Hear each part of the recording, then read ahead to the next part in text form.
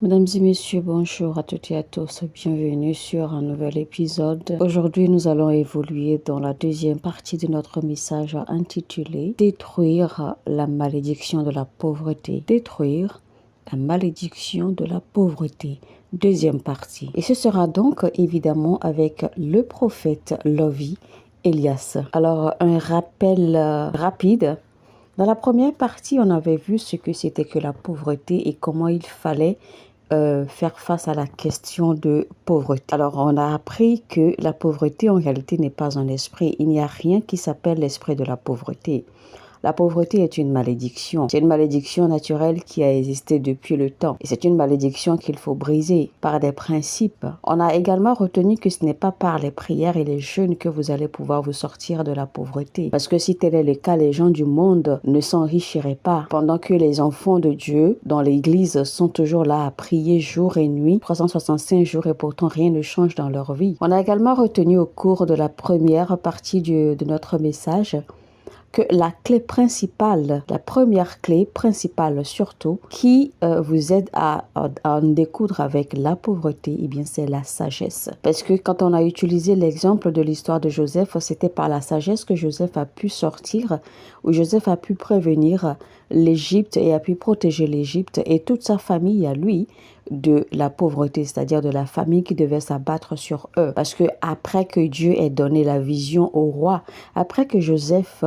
ait interprété la vision du roi par la sagesse surnaturelle, c'est-à-dire la sagesse divine, il a fallu qu'il applique de la sagesse, de l'intelligence naturelle pour pouvoir en fait trouver la solution pour pallier aux problèmes que Dieu avait révélés dans la vision du roi. On a également retenu qu'il ne suffit pas, ou alors que la sagesse surnaturelle ou la connaissance surnaturelle seule ne suffit pas pour vivre efficacement ou survivre, d'accord, dans ce monde naturel. La sagesse et la connaissance surnaturelle ne suffisent pas pour réussir dans ce monde naturel. Donc, pour réussir dans ce monde naturel, vous avez besoin non seulement de la connaissance et de la sagesse surnaturelle, mais également de mettre en pratique la connaissance et la sagesse naturelle. Donc, la pauvreté n'est pas un esprit qu'il faut lier, qu'il faut détruire ou qu'il faut combattre. La pauvreté est une malédiction. Et on a utilisé comme illustration au passage l'histoire de la princesse, parce qu'il y a un dessin animé qu'on regardait d'habitude à Disney quand on était enfant, l'histoire de la princesse qui avait été maudite par une sorcière. La sorcière qui lui avait jeté un sort parce que la princesse était la plus belle, la plus gracieuse de tout le royaume.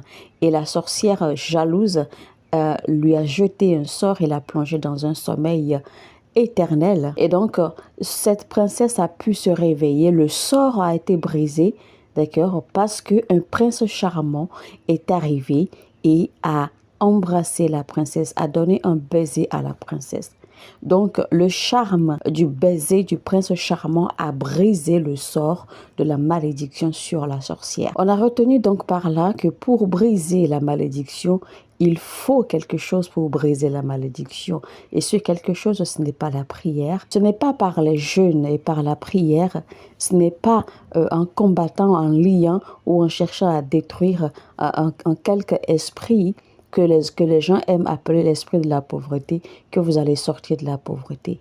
Encore qu'il n'existe rien qui soit esprit de la pauvreté. Pour briser la pauvreté, il faut une clé. De la même façon qu'il a fallu le baiser du prince charmant pour briser le sort sur la princesse. Et donc, il faut appliquer quelque chose. Après les prières, après les jeûnes, vous devez comprendre la mathématique, vous devez comprendre la logique et la solution qu'il faut vraiment mettre en pratique pour sortir de la pauvreté. Les gens les plus riches de ce monde, beaucoup ne sont pas des croyants.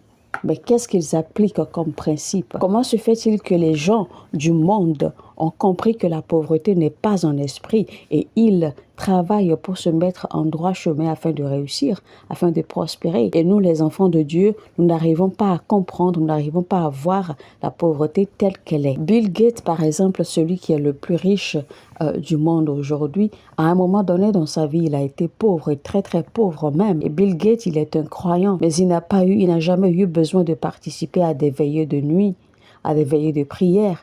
Il n'a jamais eu besoin de participer à des séances spéciales d'onction, de grâce, d'impactation, etc., etc.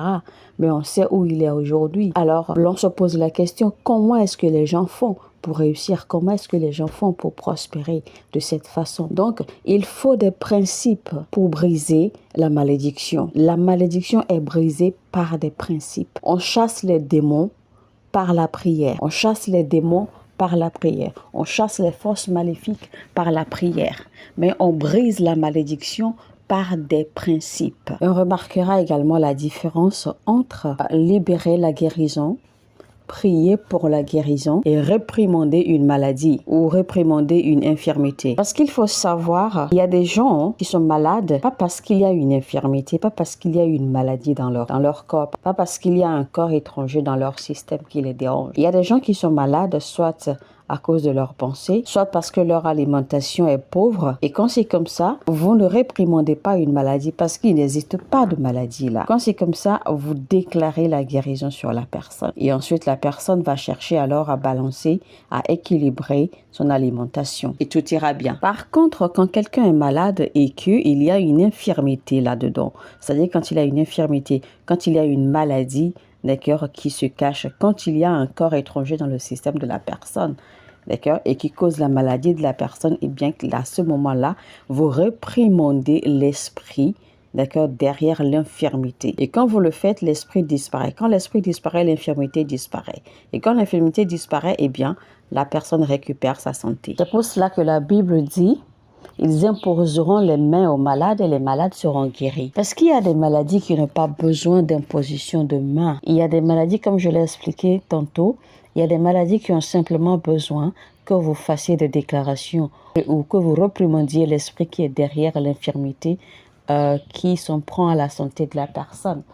Mais si vous ne voyez pas ou si vous ne savez pas exactement, si vous ne connaissez pas exactement la source du problème que vous avez en face ou l'esprit ou la chose que vous êtes en train de combattre véritablement, eh bien vous allez passer votre temps à prier. Vous allez même appliquer toutes les prières et vous serez peut-être surpris que aucune de vos prières n'a marché. Simplement parce que vous n'avez pas su détecter exactement de quoi il s'agit afin de savoir quelle prière appliquer. Jésus-Christ ne pouvait pas détruire l'esprit du péché.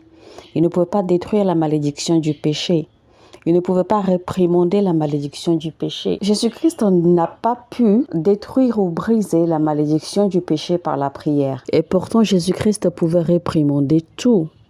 Il pouvait détruire absolument tout sur son passage. Mais le péché, il n'a pas pu réprimander le péché. Parce que quant au péché, il a fallu qu'il fasse un ultime sacrifice pour en finir avec la malédiction du péché. Parce que c'était l'unique façon pour détruire la malédiction du péché sur l'humanité. Si Jésus-Christ n'avait pas donné sa vie en remplacement du péché sur l'humanité, eh bien la malédiction du péché aurait demeuré sur l'humanité. Parce qu'il n'y avait pas de prière qui pouvait annuler ou qui pouvait détruire cette malédiction. Et c'est pour cela que certaines religions ont du mal jusqu'à aujourd'hui à croire que Dieu puisse pardonner l'humanité aussi facilement, que Dieu puisse pardonner les péchés aussi aisément. Ils n'arrivent pas à comprendre en fait que le péché est une malédiction.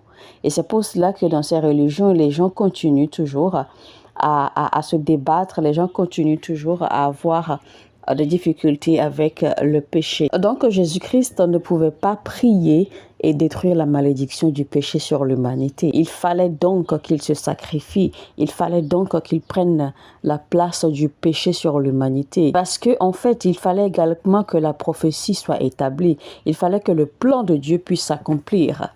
Donc c'était chose à faire. Dieu les avait déjà avertis, Dieu avait déjà averti l'humanité. Dieu avait déjà dit que le jour où vous mangerez de cet arbre, vous mourrez. Donc la seule façon dont la malédiction du péché pouvait être brisée, c'était que quelqu'un devrait offrir sa vie, quelqu'un devait mourir, parce que c'était la malédiction, c'était la condition. Donc imaginez que l'Éternel Dieu Tout-Puissant, l'omniprésent, l'omnipotent, l'omniscient, celui qui a tout, celui qui possède tout et qui connaît toutes choses, celui qui détient la puissance et le pouvoir suprême. Il veut sauver l'humanité de la malédiction du péché et il n'a pas pu le faire juste comme ça. il a fallu qu'il sacrifie son fils. Il a fallu qu'il donne une vie pour pouvoir sauver l'humanité du péché. On pouvait dire que Dieu a la capacité, d'accord, de changer l'histoire de l'humanité juste comme ça. Il pouvait transformer, il pouvait changer l'histoire de l'humanité. Mais il était question de malédiction. Il y avait une malédiction qui avait été faite. Un sort avait été déposé.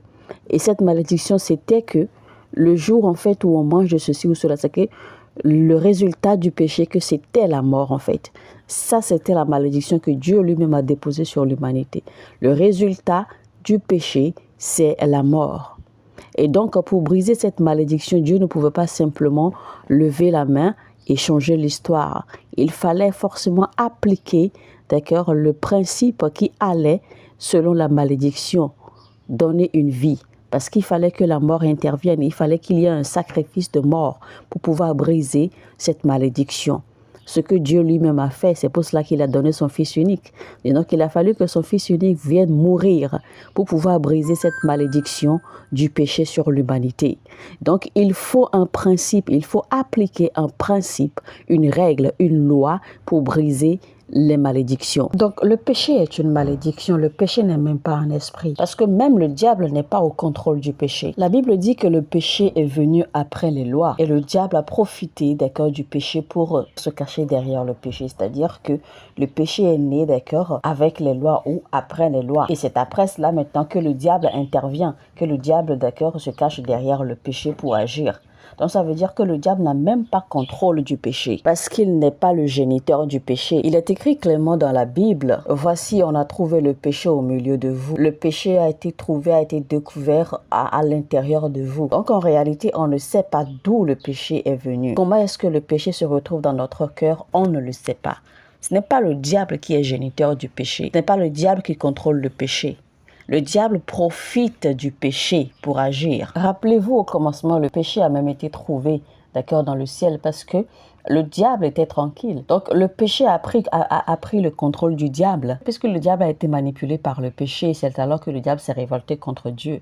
Donc, d'où est-ce que le péché est venu? Si le diable lui-même a été touché, si le diable lui-même a été infecté par le péché, d'où est-ce que le péché est venu alors? Mais généralement, nous pensons que le diable est le père du péché. Nous pensons que le diable est le géniteur du péché, mais non.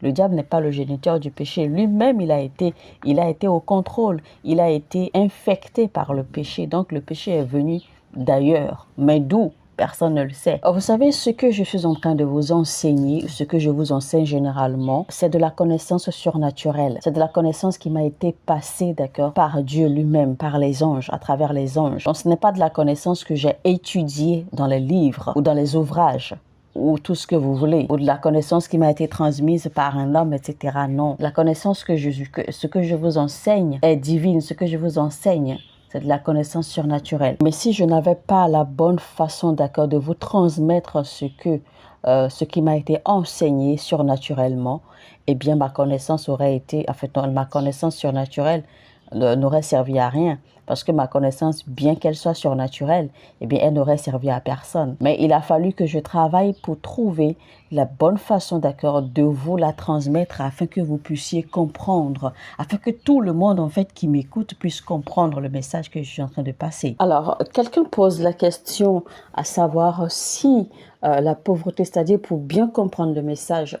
Alors, si la pauvreté n'est pas un esprit, et que la pauvreté est une malédiction. Au vu de toutes les explications, est-ce qu'on peut dire que la pauvreté est un manque de sagesse puisque la première clé principale pour en finir ou pour sortir de la pauvreté, eh bien, c'est la sagesse. Alors, est-ce qu'on peut dire que la pauvreté est un manque de sagesse ou c'est purement une malédiction? Alors, l'homme de Dieu va répondre et dire: la pauvreté est purement une malédiction. C'est une malédiction à 100%. C'est juste une malédiction.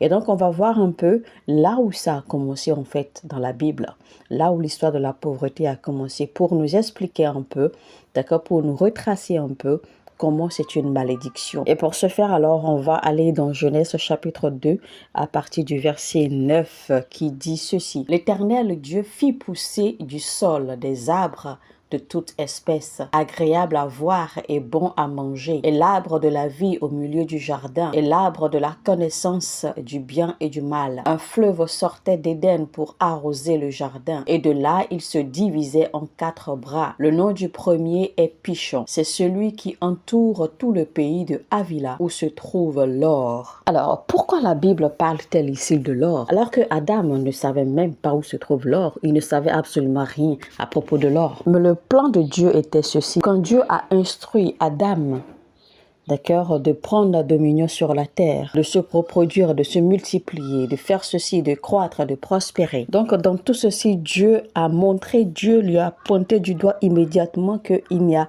pas de pauvreté là où il était, parce qu'il y avait tout. Il y avait l'abondance, il y avait absolument tout. Il n'y a pas de pauvreté, il n'y a pas de signe, trace de pauvreté.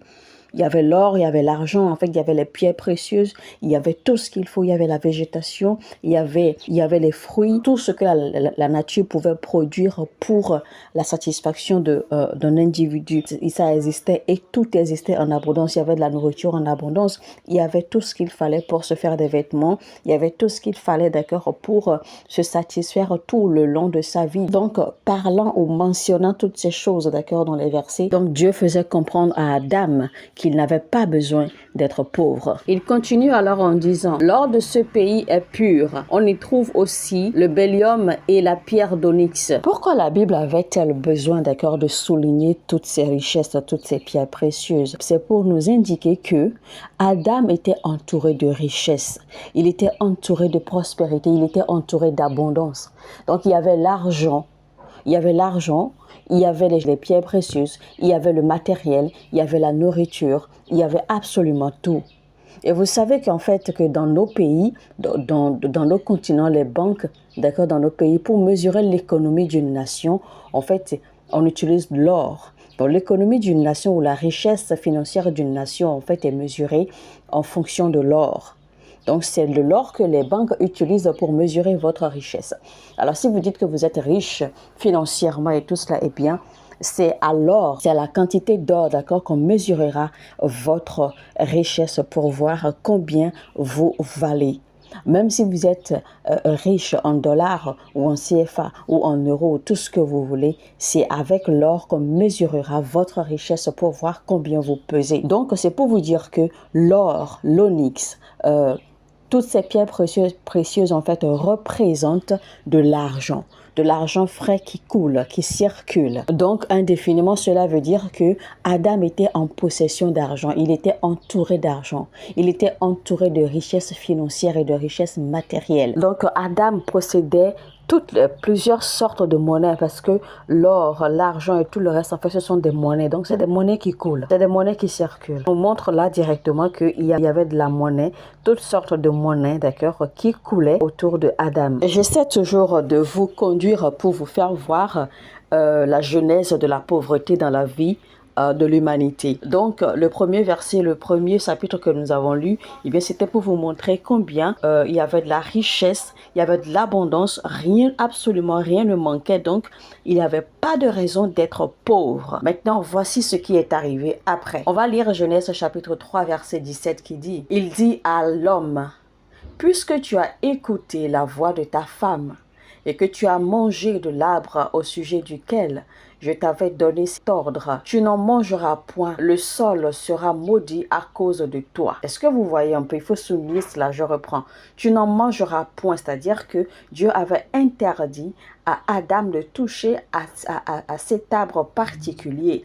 Et il a dit ensuite, il a prévenu, il a dit, parce que si tu touches à cet arbre, si tu manges de cet arbre, le sol sera maudit à cause de toi. Et ensuite il dit, c'est à force de peine que tu en tireras ta nourriture tous les jours de ta vie. Vous voyez la malédiction que Dieu avait déjà placée. Donc si jamais tu manges de cet arbre, eh bien désormais la terre sera maudite et tu vas devoir souffrir pour pouvoir avoir de la nourriture, pour pouvoir te suffire, pour pouvoir subvenir à tes besoins, tu vas devoir souffrir durement tous les jours de ta vie. Donc, vous voyez donc la malédiction qui a été prononcée par Dieu en les prévenant de ne pas toucher, de ne pas manger de l'arbre interdit. Mais Adam a mangé à l'arbre interdit parce qu'il a écouté sa femme, il a suivi sa femme. Et donc, c'est depuis ce jour-là que les problèmes ont commencé pour l'humanité. C'est depuis ce jour-là que les difficultés, que la souffrance a commencé pour l'humanité. Parce que avant tout cela, la terre n'était pas maudite. Il y avait tout, il y avait l'abondance. Donc c'est après qu'ils aient commis ce péché de désobéissance que la terre a été maudite, que les problèmes ont commencé. Donc désormais, pour avoir de l'argent, il n'a plus jamais été facile pour Adam. Et vous constatez que effectivement aujourd'hui, eh bien, il n'est pas facile de faire de l'argent. Il n'est pas facile de gagner de l'argent. Et vous le savez, pour gagner de l'argent, ce n'est pas facile. Pour réussir, pour manger à ses fins, ce n'est pas facile aujourd'hui. Donc tout cela en fait a commencé le jour où la malédiction de Dieu est descendue sur Adam parce qu'ils ont désobéi. Et Dieu a maudit la terre et Dieu a dit désormais, au lieu que les choses te soient faciles comme avant, parce que je t'avais rendu les choses faciles, tu pouvais manger, tu pouvais simplement manger comme tu voulais, dépenser comme tu voulais, mais tu as choisi de désobéir et voilà, donc à partir d'aujourd'hui, tu seras obligé de tout produire par toi-même. Tu seras obligé de fournir des efforts pour produire tout ce que tu mangeras, pour produire ta nourriture, pour produire tout ce dont tu as besoin. Tu vas devoir travailler dur, souffrir pour l'avoir. Et c'est ce qui se passe aujourd'hui. Alors on continue. Le verset suivant dit: il te produira des épines et des ronces, et tu mangeras de l'herbe des champs. C'est à la sueur de ton visage que tu mangeras du pain, jusqu'à ce que tu retournes dans la terre, d'où tu as été pris, car tu es poussière et tu retourneras dans la poussière. Avant la malédiction, il n'existait pas de ronces ni d'épines. C'est-à-dire que la terre, en fait, ne produisait pas de ronces ni d'épines. Bon, maintenant, il faut savoir que quand on parle de ronces et d'épines naturellement, les épines et les ronces sont liées aux plantes. Sont liées aux plantes que la terre produit naturellement. Mais alors ici, dans ce contexte, de quelles épines et de quelles ronces la Bible est en train de parler? Ce n'est définitivement pas les épines et les ronces des plantes, non. Mais ça parle plutôt des difficultés que l'homme aura désormais à rencontrer pour pouvoir s'accomplir. Des problèmes, des circonstances dures, des déceptions, des complots, des blessures, des douleurs et des peines que l'homme traversera désormais pour pouvoir s'accomplir sur la terre. Et donc, il faudra que désormais l'homme soit vraiment déterminé pour aller jusqu'au bout afin de pouvoir s'accomplir et afin de pouvoir réussir et s'affirmer. Donc, ce ne sera plus du tout facile comme Dieu l'avait rendu facile au départ, avant leur désobéissance et avant la manifestation de la malédiction que Dieu a déposée. Alors maintenant, quand il dit que c'est à la sueur de ton front, d'accord, que tu mangeras du pain, c'est pour dire en fait que vous savez déjà que la sueur en fait est synonyme du dur labeur. Quand vous transpirez, quand vous travaillez dur, vous travaillez beaucoup et que vous transpirez. Donc c'est ce que la Bible dit en fait, que désormais nous allons non seulement travailler, mais nous allons travailler dur pour avoir notre pain quotidien. Vous voyez donc comment la malédiction là que Dieu a déposée est vraiment sérieuse et vraiment dangereuse. Et il en sera ainsi jusqu'au jour de votre décès, jusqu'au jour de votre départ de la terre. Vous savez, personnellement, je crois à l'argent miracle parce que Dieu m'a visité plusieurs fois avec. Mais vous ne pouvez pas dépendre de l'argent miracle de Dieu pour vivre. Vous ne pouvez pas dépendre de cela pour réussir. C'est pour cela que vous allez voir beaucoup ou certains chrétiens aujourd'hui qui ont encore les yeux fixés vers le ciel, attendant que l'argent miracle descende. Mais non, vous devez être déterminé, vous devez travailler pour gagner ce que vous méritez. Parce que l'argent miracle, Dieu utilise le principe de l'argent miracle juste pour vous montrer qu'il est capable. Il est capable de vous soutenir, il est capable de subsister ou de subvenir à tous vos besoins. Mais étant donné que la malédiction existe, eh bien vous devez fonctionner selon les principes de la malédiction. Vous devez travailler dur pour gagner votre pain quotidien. Ne dépendant pas, d'accord, exclusivement de ce que Dieu peut vous apporter. C'est pour cela que la Bible dit: tout ce que vous toucherez de vos mains prospérera. La Bible n'a jamais dit que Dieu mettra quelque chose dans votre main pour prospérer. Non. Ça veut dire que vous avez le devoir d'aller chercher quoi faire. Et c'est quand vous allez trouver quoi faire et que vous serez à l'action, que vous serez à l'œuvre, que Dieu va maintenant bénir cette chose, que Dieu bénira l'œuvre de vos mains pour vous faire prospérer. Mais si vous n'avez rien à faire, si vous n'avez rien comme œuvre dans vos mains, eh bien, il n'y a rien à prospérer, il n'y a rien à bénir. Alors, chers frères et sœurs chrétiens, la pauvreté est une malédiction. Ça, c'est un. Deuxièmement, la pauvreté est un manque de sagesse. Numéro 3, il y a la paresse. Paresse cause la pauvreté et l'ignorance. Il y en a certains qui ne veulent pas travailler. Il y en a qui ne veulent pas s'investir. Il y en a qui ne veulent pas faire d'efforts et ils attendent gentiment que Dieu envoie, d'accord, ce dont ils ont besoin, que Dieu dépose ce dont ils ont besoin sur leurs jambes. Mais non, vous devez aller chercher ce dont vous avez besoin. Donc, ces éléments, d'accord, font que la malédiction, cette malédiction de la pauvreté, en fait, demeure sur vous. Donc, je vous ai retracé un peu la genèse de la pauvreté, là où ça a commencé, pour que vous sachiez, pour que vous voyez que la pauvreté est véritablement une malédiction. Et donc, si vous manquez de tous ces éléments que j'ai cités tantôt, eh bien, cette malédiction va demeurer sur vous parce que vous n'arriverez pas à briser la malédiction de la pauvreté. Mais quand vous allez vous déterminer, quand vous allez vous engager, d'accord, à aller contre ces éléments, l'ignorance, la paresse, le manque de sagesse, quand vous serez décidé à travailler, d'accord, pour surmonter ou pour aller au-delà de tout cela, eh bien, vous allez voir que les portes de la prospérité vont commencer à s'ouvrir pour vous.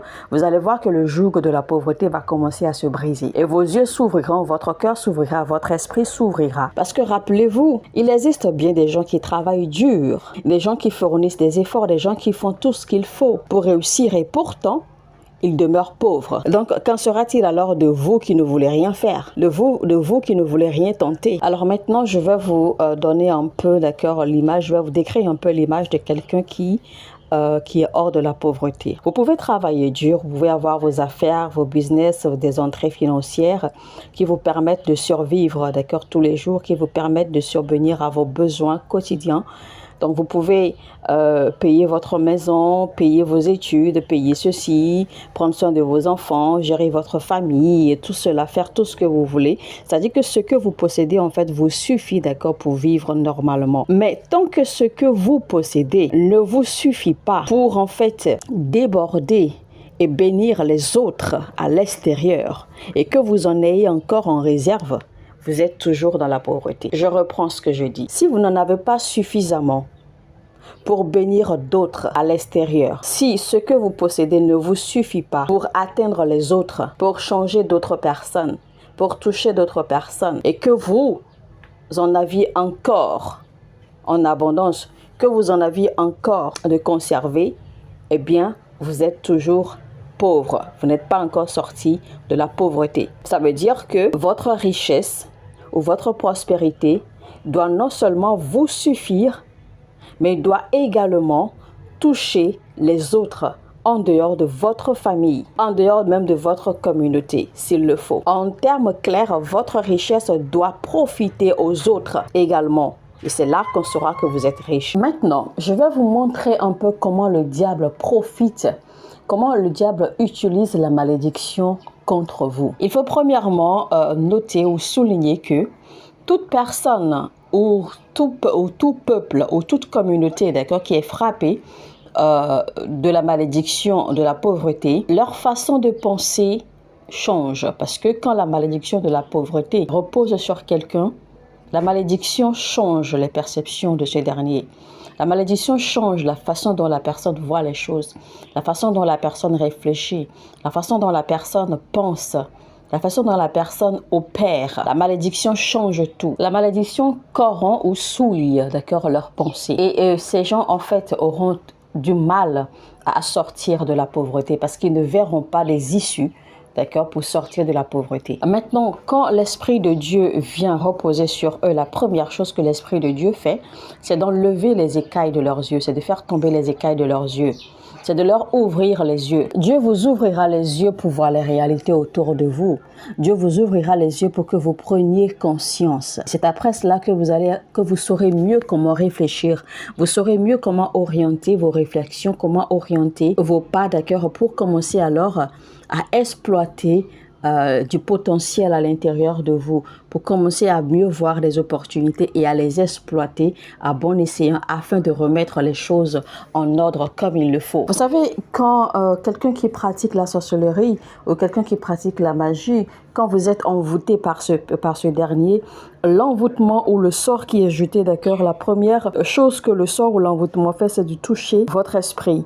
toucher votre mentalité, vos pensées. Donc, vos pensées sont immédiatement corrompues. Vous pouvez même ne pas savoir. Vous n'allez pas vous en rendre compte. Mais vos pensées seront tout de suite corrompues. Votre esprit sera tout de suite corrompu. Et quand c'est fait, eh bien, le reste vient naturellement. C'est comme ça que ça fonctionne. Et c'est pour cela que la Bible dit que les yeux de votre cœur soient illuminés. Que les yeux de votre compréhension soient illuminés. Et donc, avoir de la compréhension, c'est de pouvoir déjà penser, réfléchir. Réfléchir positivement, avoir des pensées positives, avoir des ondes, des réflexes positifs. Parce que quand vous avez des pensées négatives, c'est la preuve qu'il y a une manipulation démoniaque.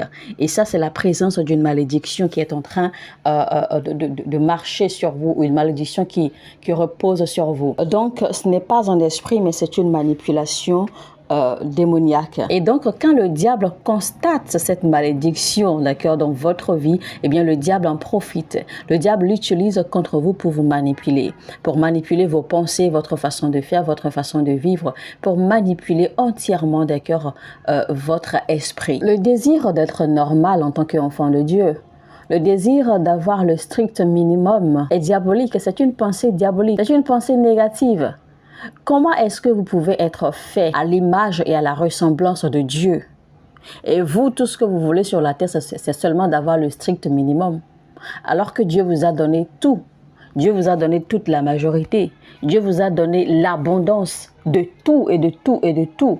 Vous avez absolument tout parce que vous êtes à son image et à sa ressemblance. Donc, aussi excellent, aussi riche qu'il est, vous êtes également sur la terre. Alors, pourquoi désirer n'avoir que le strict minimum, juste pour survivre? Il y a beaucoup de gens qui ont cette mentalité. C'est démoniaque, c'est anti-Dieu, c'est contre votre Créateur, c'est contre les volontés de votre Créateur, c'est contre le plan de Dieu pour votre vie. Vous devez être excellent, vous devez être bien, vous devez bien paraître. Même si vous n'avez pas encore l'argent pour l'instant, vous devez bien paraître, vous devez faire les choses bien, vous devez ressembler à celui qui vous a créé. Il y a des gens qui ne sont pas paresseux, qui travaillent vraiment dur, mais rien ne se produit dans leur vie. Ils travaillent vraiment dur, mais on ne voit aucun changement. Il n'y a pas de reflet, d'accord, dans leur vie. De la même façon, il y a des gens qui gagnent vraiment de l'argent, qui gagnent beaucoup, mais leur argent n'accomplit pas grand-chose. Ce qu'ils gagnent, en fait, ils ne savent même pas comment ils investissent, ils ne savent pas comment ils font avec. Ils ne réalisent rien de concret. Alors, généralement, c'est parce que ces gens, d'accord, ne font pas ou ne donnent pas la dîme de ce qu'ils gagnent. Et donc, ils ne protègent pas ce que Dieu leur a donné comme provision ou comme ressource. Et ça, c'est un cas totalement différent. Vous pouvez avoir la croissance, la prospérité, la réussite et tout cela, mais vous pourriez également avoir des soucis parce que ce que Dieu vous donne, en fait, parce que vous n'êtes pas fidèle, d'accord, à lui retourner la dîme de ce qu'il vous donne. Parce que rappelez-vous, le rôle de la dîme, c'est de protéger ce que Dieu vous donne. C'est de protéger vos entrées. C'est de protéger ce que vous gagnez. Parce que ce que vous gagnez, vous ne pouvez pas le protéger par la prière ni par le jeûne. Parce que la Bible dit clairement que Dieu réprimande les dévoreurs. Alors que les dévoreurs sont là pour dévorer ce qui n'est pas protégé. Et donc, vous ne pouvez protéger ce que Dieu vous donne que en donnant en retour. Vous ne pouvez pas protéger vos ressources par la prière. Vous ne pouvez les protéger que en donnant en retour à Dieu. Donc, quand vous donnez vos dîmes en retour à Dieu de ce qu'il vous a donné, eh bien, vous protégez votre investissement, vous protégez vos ressources. Mais ce n'est pas ce dont nous sommes en train de parler dans ce message. Ce message, en fait, concerne purement comment détruire la malédiction de la pauvreté. Donc, comme je vous ai dit, arrêtez de prier contre la pauvreté. Arrêtez de vous lever, arrêtez de faire le combat spirituel contre la pauvreté parce que la pauvreté n'est pas un esprit. La pauvreté n'est pas une personne. La pauvreté est une malédiction qu'il faut briser. Il faut simplement savoir connaître les principes à mettre en œuvre pour briser la malédiction de la pauvreté. Et une malédiction est brisée seulement par des principes, c'est-à-dire en respectant des principes. Voyez un peu ce que la Bible dit. La Bible dit que votre don ou vos dons vous ouvriront des portes. Vos dons vous offriront des opportunités. L'autre chose qui maintient les gens dans la pauvreté, c'est parce qu'ils ne connaissent pas leurs dons. Ils ne maîtrisent pas leurs dons. Ils peuvent connaître leurs talents, ils peuvent connaître leurs passions, mais ils ne connaissent pas leurs dons. Donc la Bible n'a pas dit vos talents, mais la Bible a dit vos dons vous ouvriront des portes. Eh bien, le talent par exemple, c'est une habileté naturelle, d'accord, c'est une habileté qui est innée en vous, une capacité que vous appliquez aisément. Par contre, le don est déposé en vous et le don est toujours lié au but de votre existence sur la terre. Le don est toujours lié à la raison pour laquelle Dieu vous a créé. Par exemple, personnellement, je suis très talentueux en ce qui concerne la production musicale.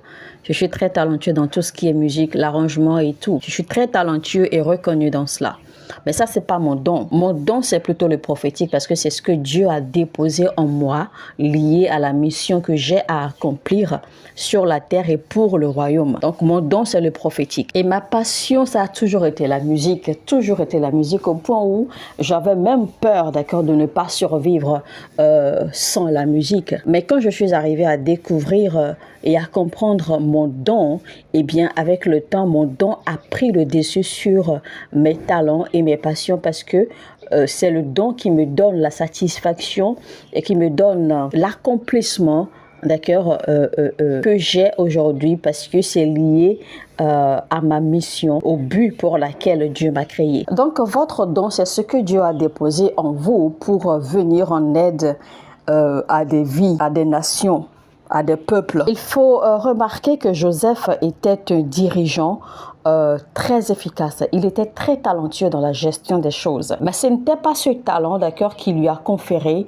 dans sa vie, d'accord, la position de premier ministre en Égypte. C'était plutôt son don de rêve qui lui a ouvert les portes pour atterrir à cette position de premier ministre. Si on prend par exemple Pierre était un excellent pêcheur de poissons. Et ça, c'était son talent spécial. Mais son don, c'était qu'il était un excellent prédicateur. C'est pour cela que Jésus-Christ, en fait, lui a souligné le fait qu'il est un bon pêcheur, mais qu'il deviendrait pêcheur d'hommes. Jésus-Christ essayait en fait de lui montrer là où se trouvait son don, là où l'accomplissement de sa destinée était caché, sera construit. Ce n'est pas pour rien que Jésus-Christ a dit à Pierre que Pierre serait la pierre angulaire, que Pierre serait la pierre sur laquelle l'Église sera bâtie. Donc, l'habileté ou le talent de pêcheur de Pierre n'aurait jamais pu lui offrir cet accomplissement de destin qu'il a eu. Et c'est pour cela que Pierre a été vu et désigné, d'accord, comme le plus grand de tous les apôtres. Parce que c'était sa position que Dieu lui a conférée, celle d'être la pierre sur laquelle l'Église serait bâtie. Donc, c'est toujours vos dons qui vous amènent l'accomplissement de destin. Très peu de gens, d'accord, en fait, découvrent leurs dons très tôt. Et la plupart des gens ne sont pas passionnés de leurs dons. La plupart des gens sont passionnés d'autre chose, passionnés de leur talent. Mais très peu arrivent, en fait, d'accord, à s'unir ou à s'accommoder avec leurs dons pour que leurs dons deviennent leur passion. Et vos passions ne vont rien produire. Vos passions n'auront pas d'effet ni sur vous ni sur l'humanité à moins que votre don y soit attaché. Et l'autre chose qu'il faut savoir, c'est que le don que Dieu a déposé en vous doit être travaillé. Le don d'abord doit être découvert, doit être réveillé et il doit être travaillé. Vous devez mettre en œuvre votre don pour que votre don puisse être vivant et pour que votre don puisse servir. Parce que le problème, c'est que les dons sont généralement dormants à l'intérieur de nous. C'est pour cela que très peu de personnes découvrent leurs dons tôt. Le problème, c'est que nous avons tendance à ignorer ou à minimiser, d'accord, ou à prendre à la légère notre don ou nos dons. Alors que nos dons ou notre don, c'est notre clé, d'accord, pour entrer. C'est notre clé pour la réussite. C'est notre clé pour nous affirmer. Votre don, d'accord, n'ouvre pas seulement les chemins, mais votre don vous ouvre des portes.